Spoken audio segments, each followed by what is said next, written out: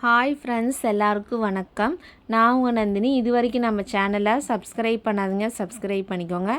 இன்றைக்கி நான் எங்கே வந்திருக்கேன் அப்படின்னா, மகளிர் உரிமை தொகை அப்ளை பண்ணுறதுக்காக வந்திருக்கேன். ஆகஸ்ட் 22 ஃப்ரைடே அன்றைக்கி வந்திருந்தேன். நான் நெட்டில் பார்த்துட்டு தான் வந்தேன், ஆனால் இல்லைன்னு சொல்கிறாங்க இந்த ஏரியா. அப்புறம் கன்சீவாக இருக்கனால அப்ளை பண்ணாங்க. ஃபஸ்ட்டு போனோன்னே இந்த மாதிரி ஒரு ஃபார்ம் கொடுத்தாங்க. இதில் நம்மளோட குடும்ப அட்டையை எழுத சொன்னாங்க. அப்புறம் மனுதாரர் நம்மளோட பேர், அட்ரஸ்ஸு, அப்புறம் ஃபோன் நம்பர் எழுதிட்டு அதுக்கப்புறம் நம்மளுக்கு என்ன கோரிக்கை வேணும்னு சொல்லி கேட்டாங்க. எனக்கு மகளிர் உரிமை தொகை வேணுங்கிறனால மகளிர் உரிமை தொகை வேணும்னு எழுதிட்டு சைன் பண்ணிட்டேன். நெக்ஸ்ட் அடுத்த இடத்துக்கு போக சொன்னாங்க. அங்கே என்ன ப்ரொசீஜர் நடந்ததுன்னா, ஆதார் அட்டை ஜெராக்ஸு, ரேஷன் கார்டு ஜெராக்ஸு, அதுக்கப்புறம் ஃபோன் நம்பர் இருக்கான்னு கேட்டாங்க. அப்புறம்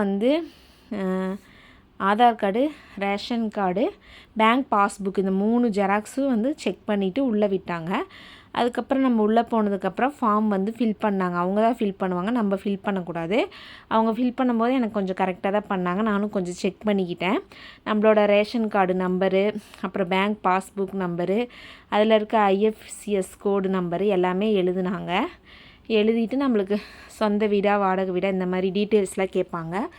நெக்ஸ்ட்டு அதை ஃபில் பண்ணிவிட்டு அப்புறம் கீழே சைன் போட சொல்லுவாங்க. அப்புறம் இன்றைக்கி ஈவினிங்குள்ளே உங்களுக்கு மெசேஜ் வந்துடும் அப்படின்னு சொன்னாங்க. ஓகேன்னு சொல்லிவிட்டு அந்த ஜெராக்ஸ்லாம் அவங்க வாங்கி வச்சுக்கிட்டாங்க.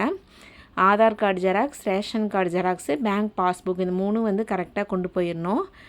அப்புறம் இபி பில்லாம் எங்கிட்ட கேட்கல.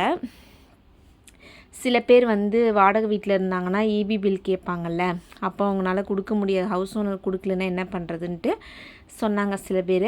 அதனால் இபி பில்லாக கேட்கல. இந்த 3 ப்ரூஃப் தான் வாங்கினாங்க. அப்புறம் ஈவினிங்குள்ளே மெசேஜ் வந்துடும்னு சொன்னாங்க. ஆனால் உடனே எனக்கு கொஞ்ச நேரத்துலேயே மெசேஜ் வந்துருச்சு. ஒரு 1:30 மணிக்கு பக்கம் தான் அப்ளை பண்ணேன். 1:45 போதெல்லாம் எனக்கு மெசேஜ் வந்துருச்சு. அது என்ன மெசேஜ் அப்படின்னா, அதாவது உங்களோட குடும்ப அட்டைக்கான விண்ணப்பம் வாங்கிக்கிட்டோன்னு சொல்லி கவர்மெண்ட்லேருந்து ஒரு மெசேஜ் வந்தது. நெக்ஸ்ட்டு இந்த மாதிரி நம்மளோட மகளிர் உரிமை திட்டத்திற்கான விண்ணப்பத்தை பெறப்பட்டதுன்னு சொல்லிட்டு அதை நம்மக்கிட்ட கொடுத்தாங்க.